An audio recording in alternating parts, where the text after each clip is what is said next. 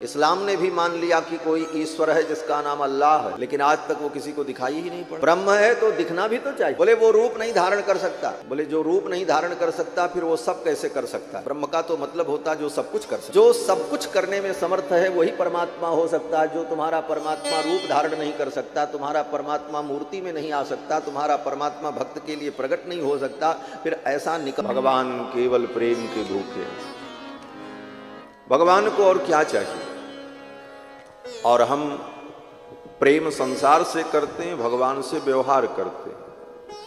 और सच पूछो तो संसार से व्यवहार रखना चाहिए, भगवान से प्रेम करना चाहिए। संसार व्यवहार का भूखा है, संसार तुम्हारे प्रेम का भूखा नहीं। संसार से आप बहुत प्रेम करो, संसार के लोगों से, लेकिन व्यवहार में अगर थोड़ी सी आपसे चूक हो गई तो आपसे लोग नाराज हो जाएंगे, बात बिगड़ जाती। क्यों? बोले संसार प्रेम नहीं समझता, संसार तो व्यवहार ही समझता है। प्रेम तो भगवान समझते हैं। राम ही केवल प्रेम प्यारा, जान ले जो जान निहारा। जिसको जानना है जान लो, राम जी को केवल प्रेम प्रिय है। राम ही केवल प्रेम प्यारा। और यह प्रेम जो है इसी का नाम भक्ति। भक्ति कुछ और नहीं है। महनीय विषय प्रीति ही भक्ति है। जहां पर भक्ति की व्याख्या की वहां पर आचार्य चरण यही कहते हैं कि महनीय विषये प्रीति ही भक्ति ही। महनीय परमात्मा के विषय में जो प्रीति है उसी का नाम भक्ति है। देवर्षि नारद भी अपने भक्ति सूत्र में जब भक्ति की व्याख्या करते हैं तो कहते हैं प्रेमैव कार्यम प्रेमैव कार्यम प्रेमैव कार्यम। भगवान से प्रेम करो, प्रेम करो, यही भक्ति है। और ये भक्ति तभी प्राप्त होगी, भगवान से प्रेम तभी होगा जब हम बार बार सत्संग करते रहेंगे, भगवान की लीलाओं को सुनते रहेंगे, भगवान के चरित्र को सुनते रहेंगे। और इसी प्रेम भक्ति के परवश होकर के ही तो भगवान दशरथ जी के बेटा बने। कल आपने कथा सुनी, भगवान दशरथ जी के पुत्र बने। मां कौशल्या के गोद में भगवान खेल रहे हैं। क्या तपस्या किया कौशल्या ने? तो गोस्वामी जी महाराज कहते हैं कि व्यापक ब्रह्म निरंजन निर्गुण विगत विनोद सो अज प्रेम भगति बस कौशल्या के गोद। कौशल्या के गोद में राम जी क्यों आए? क्या कारण था? तो गोस्वामी तुलसीदास जी रामायण में लिखते हैं कि व्यापक ब्रह्म निरंजन, जो ब्रह्म व्यापक है, कण कण में व्याप्त है, वो व्यापक ब्रह्म प्रकट रूप में इतने सीमित हो गए, इतने छोटे हो गए कि मैया उनको अपने आंचल में ढक लेती है तो सामने वाले को दिखाई नहीं पड़ता। जो व्यापक कण कण में विद्यमान है, विराट पुरुष है, वो इतने छोटे हो गए प्रेम भक्ति के वश में कि मैया उनको अपने आंचल में ढक ले तो दिखाई नहीं पड़ते। व्यापक ब्रह्म, ब्रह्म, ब्रह्म का मतलब क्या होता है? बोले ब्रह्म शब्द का अर्थ होता है जो अत्यंत विशाल हो। बृहत्वात् ब्रह्मणत्वाच्च ब्रह्मरित्यभिधीयते। सनातन धर्म के एक एक सिद्धांत बड़े ही परिनिष्ठित और तर्क की कसौटी पर और विचार की कसौटी पर कसे हुए। कहीं भी आप मनमाने ढंग से कोई व्याख्या नहीं कर सकते। हर चीज का एक निश्चित नियम है। इसीलिए सनातन धर्म आज भी जीवंत है और अनंत काल तक ये सनातन धर्म जीवंत रहेगा। क्योंकि हमारे यहाँ सब कुछ तर्क संगत, व्यवहारिक, पारमार्थिक और वैज्ञानिक। इस कारण से सनातन धर्म का सिद्धांत सदा रहा है और सदा रहेगा। तो ब्रह्म का मतलब क्या? बोले किसी को हम ब्रह्म मान लें। ब्रह्म मानने के पहले बहुत विचार करना पड़ेगा, ब्रह्म और परमात्मा की परिभाषा क्या होती है। मानने को तो मान लिया, इस्लाम ने भी मान लिया कि कोई ईश्वर है जिसका नाम अल्लाह है, लेकिन आज तक वो किसी को दिखाई ही नहीं पड़ा। ब्रह्म है तो दिखना भी तो चाहिए। बोले वो रूप नहीं धारण कर सकता। बोले जो रूप नहीं धारण कर सकता फिर वो सब कैसे कर सकता है? ब्रह्म का तो मतलब होता जो सब कुछ कर सके। जो सब कुछ करने में समर्थ है वही परमात्मा हो सकता है। जो तुम्हारा परमात्मा रूप धारण नहीं कर सकता, तुम्हारा परमात्मा मूर्ति में नहीं आ सकता, तुम्हारा परमात्मा भक्त के लिए प्रकट नहीं हो सकता, फिर ऐसा निकम्मा, हाँ निकम्मा ही कहेंगे, जो कोई काम न कर सके। निकम्मा कोई गाली नहीं है, निकम्मा का मतलब जो कोई काम न कर सके। ऐसा निकम्मा ब्रह्म किस काम का?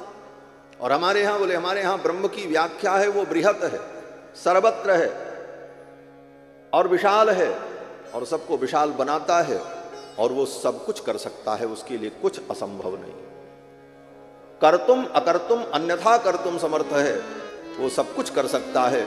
वो अपने भक्त के लिए सूअर भी बन सकता है, अपने भक्त के लिए मछली भी बन सकता है, वो अपने भक्त के लिए कछुआ भी बन सकता है, वो अपने भक्त के लिए कहीं भी प्रकट हो सकता है, वो किसी का बेटा भी बन सकता है, किसी का बाप भी बन सकता है, वो सब कुछ हो सकता है। यही सर्वेश्वर ईश्वर का स्वरूप है। ब्रह्म का मतलब जो सब कुछ कर सके और जो बृहत है, अनंत है, व्यापक है, सर्वसमर्थ है, वह परमात्मा होता है।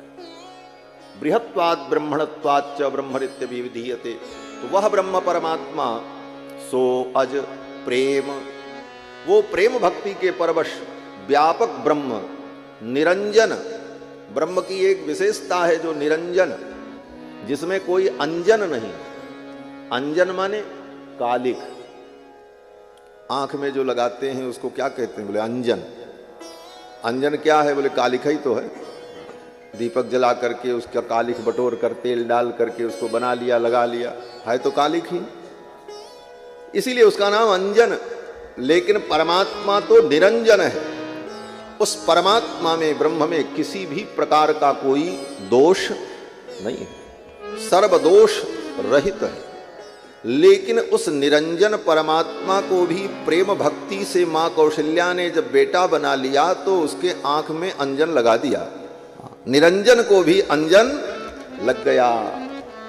और केवल आंख में ही अंजन नहीं लगाया, उंगली में जो बचा रह गया उसको मत्थे पर भी लगा दिया, मेरे लाला को किसी की नजर न लग जाए, डिठौना लगा दिया। व्यापक ब्रह्म निरंजन निर्गुण विगत विनोद।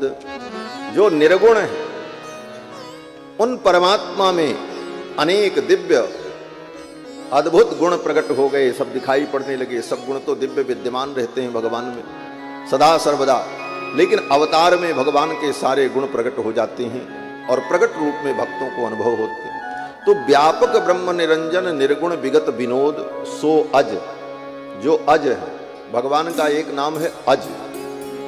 अज माने अजन्मा, जो जन्म नहीं लेता।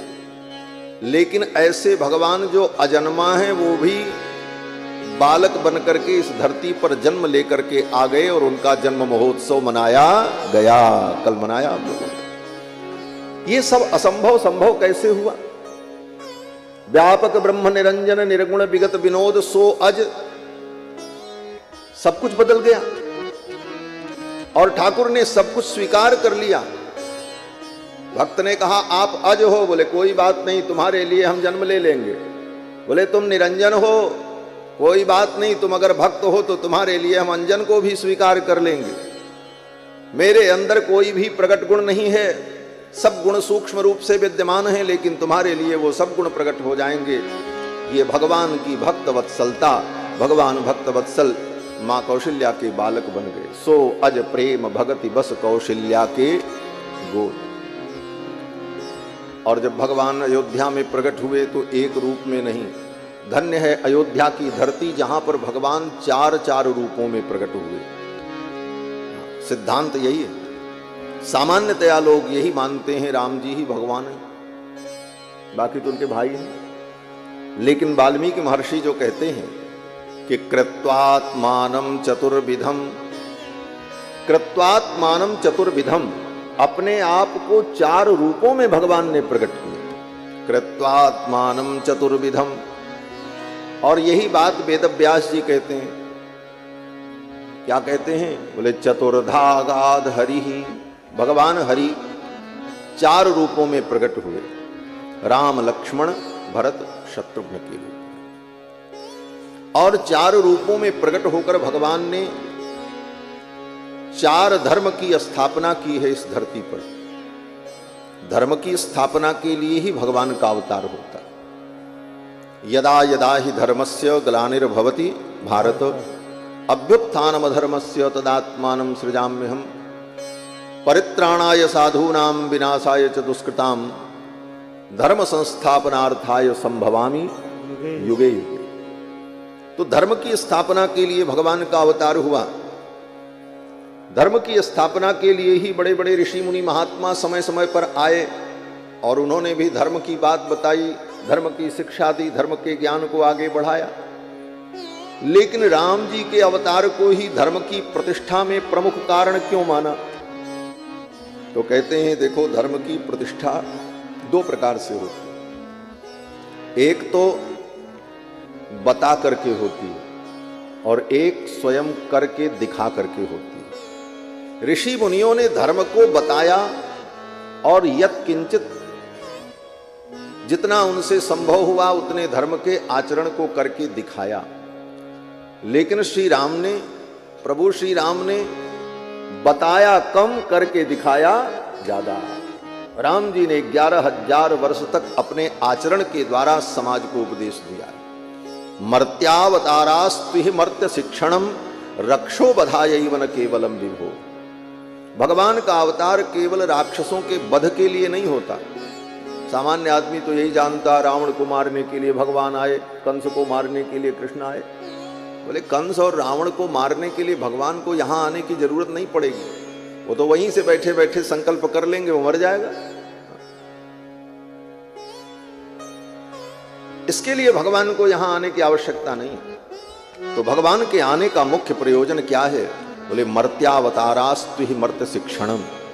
मृत्युलोक के प्राणियों को धर्म की शिक्षा देने के लिए भगवान आते हैं और आकर के अवतार लेकर अपने चरित्र के द्वारा धर्म का उपदेश करते हैं। तो भगवान श्री राम, कुमार लक्ष्मण, भरत, शत्रुघ्न, इन 4 भाइयों ने 4 धर्म की स्थापना की।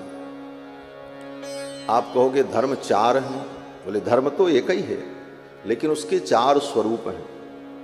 पहला स्वरूप सामान्य धर्म, दूसरा विशेष धर्म, तीसरा विशेषतर धर्म और चौथा विशेषतम धर्म। 4 धर्म।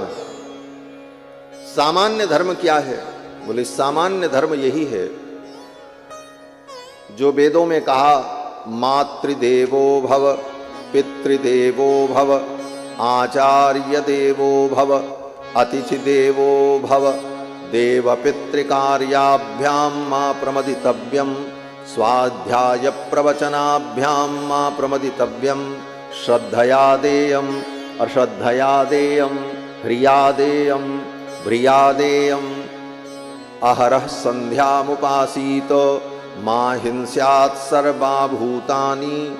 ये जितने वेद वाक्य हैं, ये तो मैंने आपको 10-5 बताया, ऐसे ऐसे सैकड़ों वाक्य हैं जो सामान्य धर्म का उपदेश करते हैं। ये सामान्य धर्म है, किसी जीव की हिंसा मत करो, मां हिंस्यात् सर्वभूतानि, अनावश्यक किसी जीव को मत दुख दो। ये सामान्य धर्म है और इसका पालन सबको करना चाहिए। हर प्राणी के लिए सामान्यतया ये पालनीय धर्म है। मातृदेवो भव, माता को देवता समझो, ये सामान्य धर्म है। पिता को देवता समझो, ये सामान्य धर्म है। स्वाध्याय प्रवचन से प्रमाद मत करो। देखो, स्वाध्याय और प्रवचन से प्रमाद नहीं करना चाहिए, सामान्य धर्म। हम लोग स्वाध्याय और प्रवचन से प्रमाद करते हैं, इसीलिए धर्म का ज्ञान नहीं होता।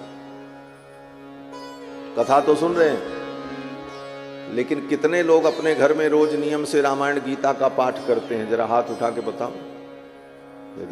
7, 8, 10 हाथ, 15, बस। बाकी लोगों को पता ही नहीं। जब तक आप स्वयं स्वाध्याय नहीं करोगे तब तक प्रवचन सुनने का भी आनंद नहीं आएगा। मैं कहता हूं, मन क्यों नहीं लगता कथा में? इसलिए आपको पता ही नहीं है रामायण में कौन सा प्रसंग कहां है और क्यों कहा गया है। अब पूरा एक ओर से कक्षा 1 के बच्चे के समान बतावें तो उसका भी कोई मतलब नहीं होगा। अगर व्यक्ति कुछ जानता रहता है, प्रसंग का उसे ज्ञान है, यहाँ पर ये बात कही गई है, यहाँ पर ये बात कही गई है, तब उसे नए अर्थ का जब अनुभव कराया जाता है तब कथा का आनंद अनुभव होता है। अरे मजा आ गया, आज तो ऐसी बात सुनने की। लेकिन जब ABCD पता ही नहीं है, न कभी रामायण पढ़े, न कभी गीता पढ़े, न कभी कोई धार्मिक ग्रंथ को पढ़ने का हमें समय है, तो कोई कितना भी बड़ा ज्ञानी आपको ज्ञान की बात सुनाएगा, आपके पल्ले नहीं पड़ेगी, सिर से उड़ जाएगा। लोग कहते हैं महाराज कुछ समझ में नहीं आया। बोले तब, बोले तो फिर मजबूरी होती है कथा व्यास की, क्या करते? बोले चलो नाचो गाओ, और क्या करोगे? हाँ। इसीलिए वो सब नचाते गवाते रहते। कभी कभी मुझे भी लगता है कि कारण क्या है कि चलो नाचो गाओ, और क्या करोगे भाई? तो कहने का मतलब कि जब तक कुछ ज्ञान हमारे अंदर नहीं होगा, हम स्वयं स्वाध्याय नहीं करेंगे, तब तक बहुत बातें नहीं समझ में आती। तो स्वाध्याय प्रवचन से प्रमाद नहीं करना चाहिए, ये सामान्य धर्म है। इन सामान्य धर्मों का पालन सभी को करना चाहिए। तो भगवान श्री राम ने सामान्य धर्म की स्थापना की। राम जी ने अपने चरित्र से यही करके दिखाया। मातृदेवो भव, पितृदेवो भव। स्वाध्याय प्रवचन से राम जी ने कभी प्रमाद नहीं किया। गुरुकुल में जाकर के उन्होंने वेदादि शास्त्रों को पढ़ा। ये वेद शास्त्र केवल पंडित जी के लिए नहीं है, क्योंकि इनको पूजा कराना है, ये सबके लिए, आपके लिए भी। सबका मतलब द्विजाति के लिए। क्यों? बोले पंडित जी तो पढ़ करके पूजा कराएंगे, धर्मशास्त्र का आचरण करवाएंगे, लेकिन इसका ज्ञान प्राप्त करना द्विजाति के लिए, वेद का ज्ञान द्विजाति के लिए विहित है। और जो द्विजेतर हैं उनके लिए पुराणादि के द्वारा धर्म का ज्ञान विहित है। तो उन्हें पुराणादि का अध्ययन करके स्वाध्याय प्रवचन के द्वारा अपने ज्ञान को दृढ़ करना चाहिए। ये सामान्य धर्म है। तो भगवान श्री राम भी गुरुकुल में जाकर के वेदादि शास्त्र को पढ़ते हैं, और जब खाली बैठते हैं राम जी तो अपने मित्रों के साथ इसी की चर्चा करते हैं। महाराज गोस्वामी तुलसीदास जी लिखते हैं कि आप कहीं अनुजहि समझावे। वेद पुराण सुनहि मन लाई, वेद पुराण सुनहि मन लाई। आप कहीं अनुजहि समझाई, आप कहीं अनुजहि समझाई। वेद पुराण सुनहि मन लाई, वेद पुराण सुनहि मन लाई। भगवान भी वेद पुराण को सुनते हैं और अपने अनुजों के साथ, भाइयों के साथ जब बैठते हैं तो उनको समझाते हैं, चर्चा करते हैं। और हम आप बैठते हैं तो संसार की चर्चा करते हैं, दुनिया के प्रपंच की चर्चा। तो भगवान श्री राम ने सामान्य धर्म की स्थापना की और लक्ष्मण जी ने विशेष धर्म की स्थापना की। विशेष धर्म क्या है? बोले भगवान के चरणों में अपने आप को समर्पित कर देना, शरणागति, ये विशेष धर्म है। मातृदेवो भव, पितृदेवो भव, इन सारे सामान्य धर्मों का पालन करते हुए इससे भी ऊपर एक धर्म है भगवान के चरणों में अपने आप का समर्पण, जिसको शरणागति कहते हैं। ये धर्म, इस धर्म की स्थापना लक्ष्मण जी ने की। लक्ष्मण जी भी अपने माता पिता की सेवा करते हैं, आज्ञा का पालन करते हैं, वेद भी पढ़ते हैं, सब करते हैं, सामान्य धर्म का पालन करते हैं। लेकिन सामान्य धर्म के साथ साथ लक्ष्मण जी ने भगवान के चरणों की शरणागति की। और कभी कभी ये परिस्थिति आती है कि सामान्य धर्म और विशेष धर्म दोनों टकरा जाएं, तब क्या हो? किस धर्म को पढ़ करें और किस धर्म को छोड़ें? तो लक्ष्मण जी के चरित्र से यह उपदेश मिलता है कि सामान्य धर्म और विशेष धर्म अगर टकरा जाएं तो फिर सामान्य धर्म को छोड़ करके विशेष धर्म का पालन करना चाहिए। जब तक दोनों धर्म में विरोध न हो तब तक दोनों धर्मों का पालन करना चाहिए। और जहां विरोध आ जाए, अब ये विकल्प चुनने की स्थिति आ जाए कि हम सामान्य धर्म का पालन करें कि विशेष धर्म का, वहां पर विशेष धर्म को ग्रहण करना चाहिए। लक्ष्मण जी ने यही किया। लक्ष्मण जी माता पिता की सेवा भी करते हैं, गुरु की सेवा भी करते हैं, सारे सामान्य धर्म का पालन करते हैं। मां हिंस्यात् सर्वभूतानि, किसी जीव की हिंसा नहीं करनी चाहिए। इन सारे धर्मों का पालन करते हैं। लेकिन जब भगवान की शरणागति की बात आई तो लक्ष्मण जी महाराज भगवान के पीछे पीछे वन की यात्रा पर चल पड़े। भगवान श्री राम ने कहा अयोध्या में रहकर माता पिता की सेवा करो। लक्ष्मण जी ने कहा हम किसी माता पिता को नहीं जानते। लक्ष्मण जी ने यही कहा न मुझे माता का ज्ञान है न पिता का, कोई माता पिता नहीं, आप ही मेरे माता पिता हो, मैं आपको छोड़ करके कहीं नहीं जाऊंगा। और जब प्रसंग आया तो वहां तो लक्ष्मण जी ने अपने पिताजी को भी कटु वचन कह दिया कि पिताजी इतने मोहग्रस्त हो गए कि बिना कारण आपको वन में भेज रहे हैं। मेरा तो मन करता है ऐसे पिता को मैं मार डालूं। लक्ष्मण जी ने यहां तक कहा है कि हनिष्ये पितरम वृद्धम, ऐसे बूढ़े बाप को मैं मार डालूं। अब इसको आप ये न समझो कि लक्ष्मण जी अशिष्ट हैं अथवा लक्ष्मण जी उच्छृंखलता कर रहे हैं, अपितु लक्ष्मण जी का जो विशेष धर्म है भगवान के चरणों में समर्पण, उस धर्म के विपरीत अगर पिता भी दिखाई पड़े तो उस पिता को मानने को तैयार नहीं, क्योंकि सिद्धांत यही कहता है भगवान के चरणों की भक्ति के लिए पूरे संसार को त्यागना पड़े तो त्याग देना चाहिए। सर्वम त्यक्त्वा हरिम भजेत, सर्वम त्यक्त्वा हरिम भजेत, सब कुछ त्याग कर भगवान का भजन करो। आज नहीं कल तो आपको छोड़ना ही पड़ेगा। और भगवान की भक्ति में अगर सबका त्याग भी करना पड़ जाए तो त्याग कर देना चाहिए, यही विशेष धर्म है। और भरत जी का जो धर्म है वो विशेषतर धर्म है। भरत जी भी सब कुछ त्याग देते हैं, लेकिन भरत जी भगवान की रुचि को प्रधानता देते हैं। लक्ष्मण जी भगवान के रुचि की प्रधानता न देकर अपनी रुचि की प्रधानता रखते हैं। राम जी की तो रुचि यह थी कि लक्ष्मण अयोध्या में रहे, लेकिन लक्ष्मण की रुचि थी कि मैं भगवान के साथ हूं। तो भगवान की रुचि को नहीं माना, बोले हम तो आपके साथ चलेंगे, हम किसी कीमत पे रुक नहीं सकते। लेकिन भरत जी के साथ भी यही परिस्थिति आई। भरत जी ने कहा हम आपके साथ वन में चलेंगे, हमको राज्य नहीं चाहिए।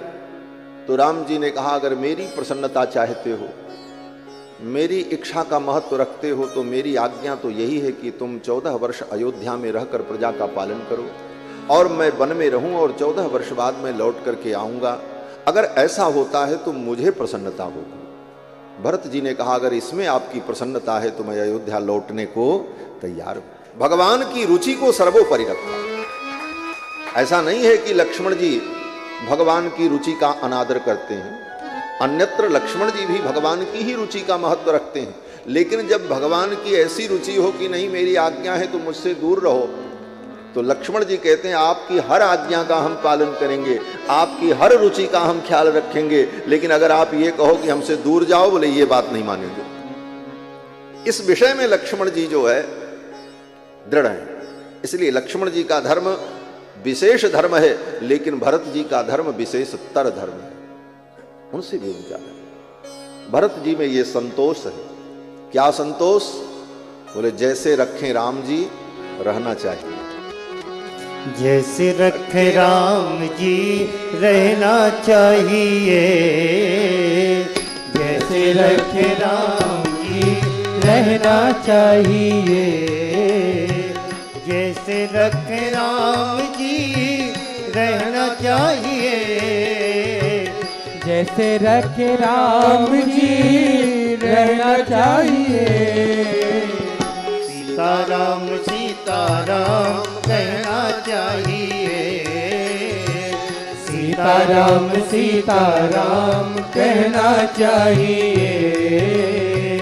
जैसे रखे राम जी रहना चाहिए, जैसे रखे राम जी रहना चाहिए।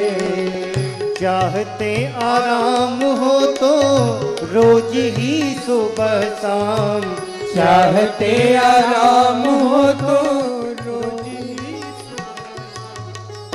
देखो आप भी हमारे साथ गाओ, गाओ, पीछे से गाओ, आनंद आएगा, और ताली बजा करके।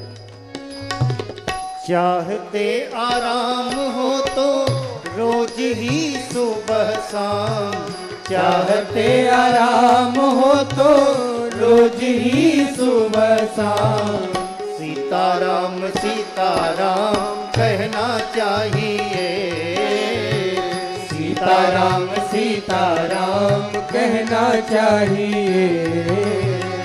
जैसे रखे राम जी रहना चाहिए, जैसे रखे राम जी रहना चाहिए। अनुकूल प्रतिकूल दोनों ही कुलों के मध्य, अनुकूल प्रतिकूल दोनों ही कुलों के मध्य, अनुकूल प्रतिकूल दोनों ही कुलों के मध्य, अनुकूल प्रतिकूल दोनों ही कुलों के मध्य।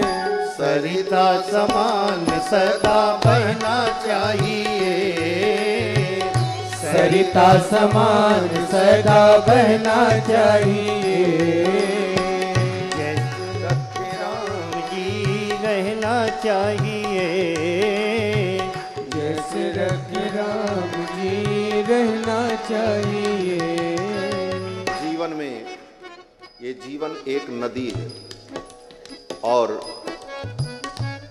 नदी के दो किनारे होते हैं, और किनारे को कहते हैं कूल। कूल माने किनारा। तो हमारे जीवन की जो नदी है ना, ये जीवन की धारा, इसके भी दो किनारे हैं, दो कूल हैं। एक कूल का नाम है अनुकूल और एक का नाम प्रतिकूल। जीवन में कभी अनुकूलता होती है और कभी प्रतिकूलता होती है, लेकिन अनुकूलता में अपने आप में रहो और प्रतिकूलता में घबराओ मत। अनुकूलता और प्रतिकूलता के बीच जीवन की इस नदी को बहने दो धीरे धीरे, यही भाव है। सरिता समान सदा बहना चाहिए, सरिता समान सदा बहना चाहिए।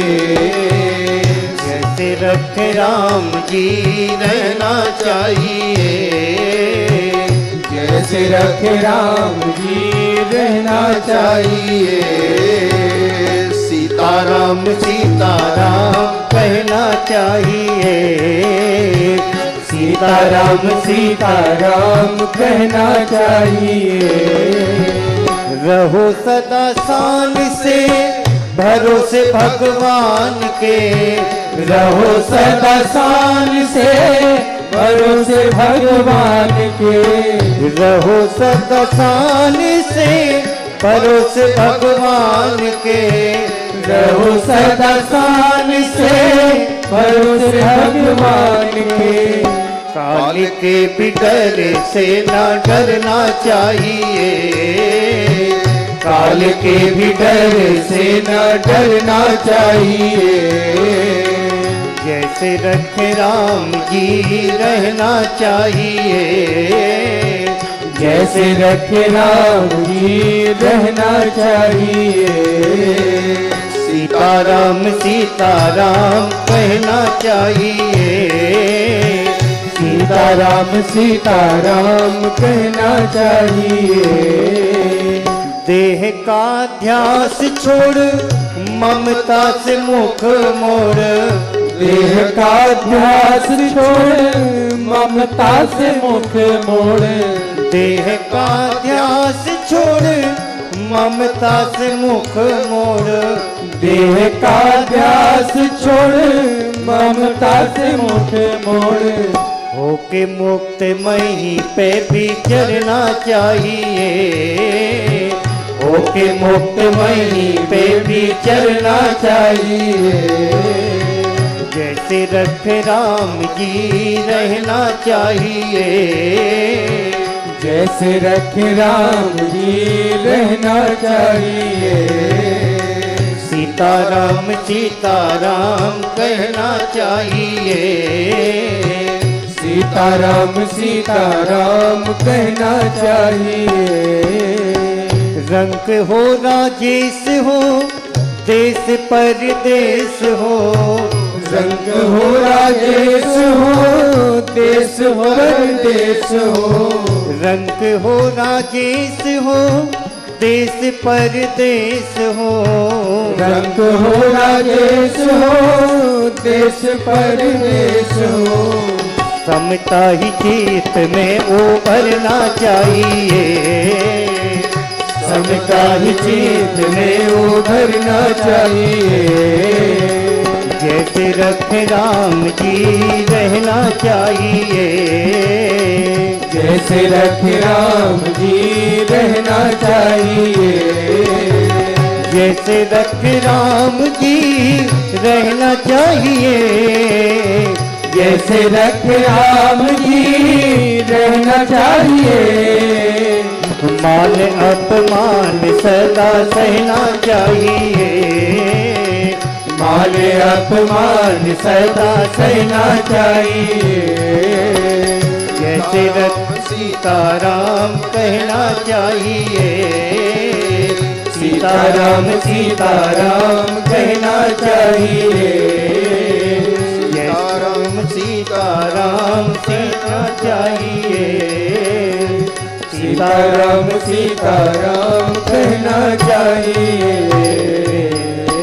श्री सीतारामचंद्र भगवान की जय। जय जय सीताराम।